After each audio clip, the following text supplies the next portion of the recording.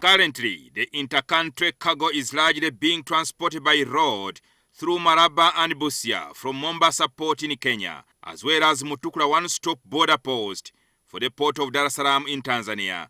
This sector employs thousands of people like truck drivers, linking the sector to other businesses like hotels and lodges, among others. Excellent. Once the standard gauge railway is completed from Naivasha to Kampala, it is estimated that the volume of cargo entering Uganda will increase from the current 600,000 metric tons annually to about 20 million metric tons. Despite the fact that this is a positive trend, the standard gauge railway is expected to disrupt the trucking businesses.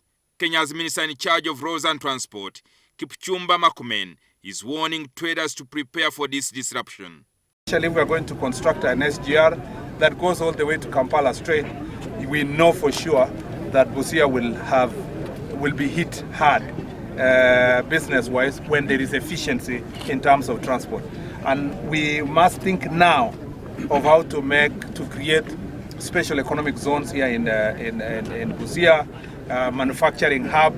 We must create alternative businesses beyond the inefficiency of transport systems, so that then when transport will be seamless between the two countries, both movement of people and goods, it will not affect negatively business here in Busia. That certainly technology and a number of things are going to be brought in.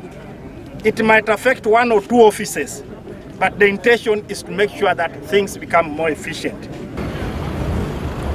The two counterparts were at one-stop border posts in Busia to sort out challenges traders face in order to improve the smooth movement of goods between the two sister countries. So when we learned that there are some bottlenecks here, and I was very pleased when my colleague minister decided that instead of us sitting in the comfort of conference centers, either in Nairobi or in Kampala, and discuss Malaba, it was prudent for us to come here and see firsthand what obtains here, so that we can pronounce ourselves on matters that we can ably pronounce ourselves on, and those that need us to escalate to another level, we are happy to go and do that to our principals.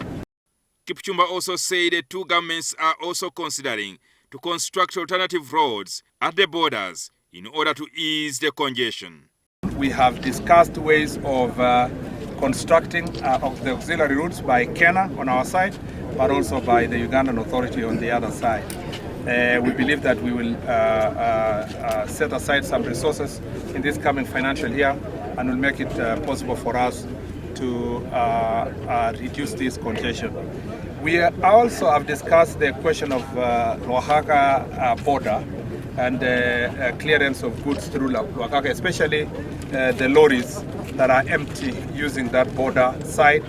And we have said we are going to work out mechanisms of investing in the infrastructure along that Oaxaca area. Those roads on both sides of the countries were not constructed to carry cargo. The two ministers held meetings at the Uganda side of Malaba before crossing over to Kenya.